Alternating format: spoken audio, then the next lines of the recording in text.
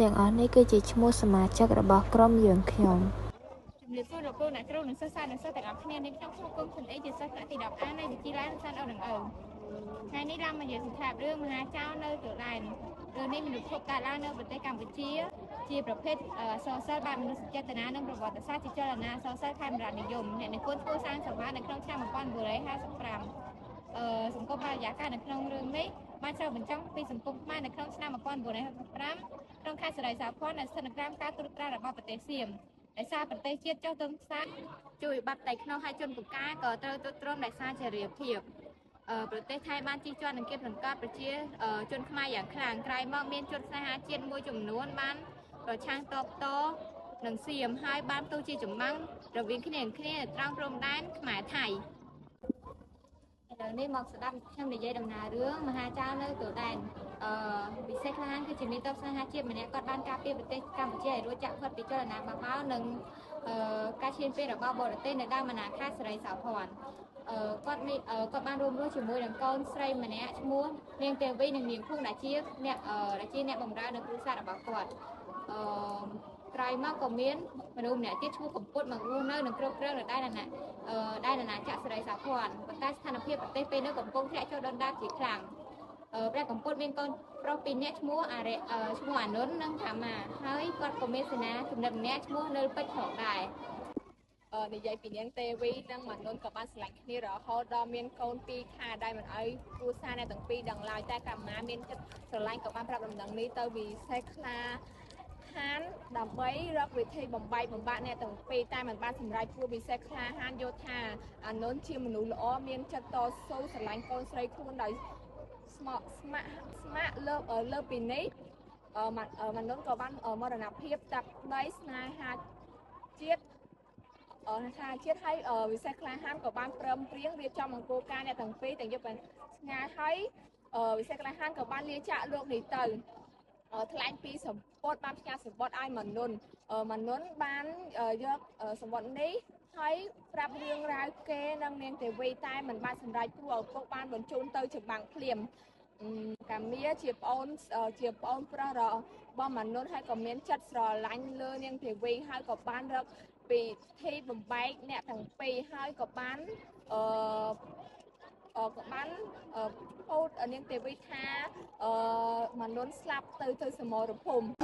ក្រោយមកកម្មាក៏បាននិយាយលើតិចមកនិយាយពីនិយាយលើក្រោយមកកម្មាក៏បានចាប់កូននាងទេវីមកធ្វើជាចំណាត់ខ្មាំងដើម្បីគម្រាមនាងទេវីថ្ងៃមួយមានុនក៏បានត្រឡប់មកពីសមរភូមិវិញក៏បានលើដំណឹងថានាងទេវីបានប្រហែលស្មន់ជាមួយនឹងប្អូនប្រុសរបស់ខ្លួនក៏មានចិត្តធ្វើសម្បាជាខ្លាំងហើយក៏បានប្រយុទ្ធគ្នាជាមួយនឹងកម្មាដែលជាប្អូនរហូតដល់រងរបួសធ្ងន់រៀងខ្លួនមានុនក៏បានរត់គេចទៅបាត់ដំបងចំណែកឯកម្មាក៏បានយករឿងនោះមកប្រាប់បិតាព្រះកំពតឃើញថាកម្មាមានរបួសធ្ងន់ដោយសារមានុនក៏បានបញ្ជាឲ្យនៅពេជ្រនាំគ្នាទៅចាប់មានុនចំណែកនាងទេវីវិញត្រូវបានបរិមម្នាក់យកកូនមកឲ្យនាងវិញនិងប្រាប់ដំណឹងថាមានុនបានទៅខេត្តបាត់ដំបងនាងទេវីបានទៅខេត្តបាត់ដំបងដើម្បីស្វែងរកប្តីនិយាយពីការតាមចាប់ខ្លួនមានុនពីសំណាក់នៅពេជ្រវិញដោយសារឪពុកចិញ្ចឹមព្រះសម្ពត់ស្រឡាញ់មានុនពេកក៏បានបញ្ជាឲ្យនៃការដែលជាសេនាចំណិតរបស់មានុនបានបញ្ជាឲ្យនាំដំណឹងទៅប្រាប់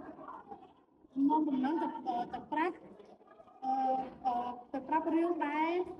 តាមចាប់ខ្លួនរបស់នៅពេជ្រចំណែកមានុនក៏បានរត់ដល់ខេត្តបាត់ដំបងបានស្នាក់នៅព្យាបាលរបួសជាមួយមិត្តចាមម្នាក់ដែលមានឈ្មោះថានេអាគីមិត្តទាំងពីរក៏បានសួរដេញដោលរឿងរ៉ាវគ្នាចាប់សង្គ្រោះបាត់ហើយស្រាប់តែសេនាចំណិតរបស់មានុនក៏បានមកដល់ហើយប្រាប់សេចក្តីប្រកាសដែលបានចាប់ខ្លួនរបស់មានុនតែក៏ជួនពេលនោះសេនារបស់នៅពេជ្រក៏បានមកដល់ដូចគ្នាដែរមិត្តទាំង3មានដូចជាមានុននេអាគីសេនាកោបបានរៀបរាប់ពិធីដើម្បីរំដោះខ្លួនចេញពីសេនារបស់នៅពេជ្រហើយក៏បានរត់គេចខ្លួនទៅចំណែកឯនៅពេជ្រក៏បានតាមពីក្រោយមានុនដែរប៉ុន្តែត្រូវបានចាប់ឈូបបោកតាមលែងតាន់ចំណែកមានុន ក៏ចេះតែរត់តិចទៅក៏បានទៅដល់ផ្ទះមួយដែលជាផ្ទះមិត្តភ័ក្តិរបស់ខ្លួនក៏បានស្នាក់នៅទីនោះនៅព្យាបាលរបួសផងដែរចំណែកឯតបរបស់នៅពេជ្រវិញក៏បានតាមទៅដល់ផ្ទះនោះដែរប៉ុន្តែរកមិនឃើញដោយសារតែមាននន់បានលាក់ខ្លួនជិតបាត់ទៅហើយហើយរើមិនឃើញមាននន់តបរបស់នាយពេជ្របានត្រឡប់ទៅវិញបាត់ទៅក្រោយមកចេញពីកន្លែងលាក់ខ្លួនមាននន់ក៏បានជួបជាមួយនឹងនឹងមាលាកូនឧត្តមពួកគេបាននិយាយពីពិភាក្សាគ្នាពីរឿងនោះមកក្រោយទៀតមាននន់នឹងឧត្តមបានទៅជួបជាមួយក្រុមបកពួកខ្លួនប្រហែលគ្នា15នាក់ប៉ុន្តែគេឃើញត្រូវបានទ័ពនាយពេជ្រប្រហែល100នាក់ឡោមព័ទ្ធនឹងតាមព័ន្ធចិត្តពួកគេប្រយុទ្ធគ្នា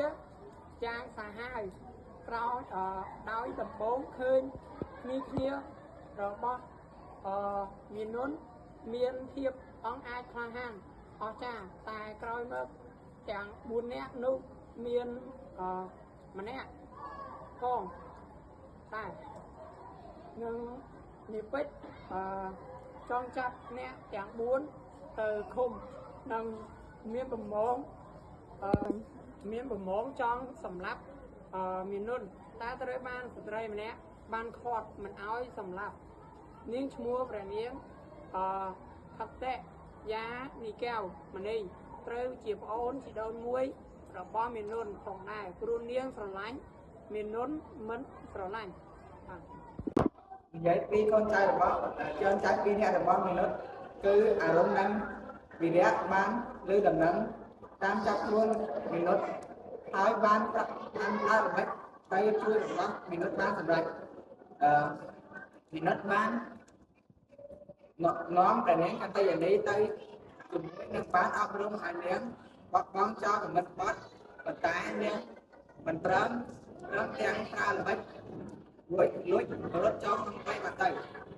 និយាយដល់ដំណើរជីវិតនាងទេវីដែលបានដើររកដីក៏បានស្នាក់នៅផ្ទះអ្នកភូមិម្នាក់ឈ្មោះនាងច័ន្ទនិងជួយការងារខ្លះ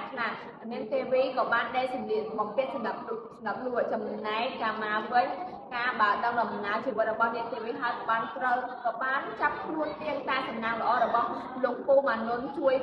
ផុតពីគ្រោះថ្នាក់ចំណែកនាងខត្តយានីកែវមณีត្រូវបញ្ជូនទៅសម្រាប់មនុស្សតែនាងបានរៀបចំផែនការចំនួន3គឺទី1សម្រាប់ពីណោះនិងទី2សម្រាប់កុំគាត់និងទី3រៀបការជាមួយនឹងកាមៀទៅដល់នាងមេលាដែលជារនុកក្នុងរបស់មាននន់ក្រោយមកមាននន់បាននេះរកក្បាយកដើម្បីទប់ទល់នឹងផែនការអាក្រក់នេះវិញចំណែកឯតាសុមេរុបាននាំមាននន់ទៅជួបនឹងនាងទេវីហើយបានប្រគល់សម្បត្តិមួយទៅឲ្យមាននន់ក្រោយពីបានសម្បត្តិនេះមាននន់ក៏បានដឹងពីរឿងរ៉ាវអាក្រក់ដែលខ្លួនបានយកច្រឡំទៅលើប្រពន្ធខ្លួន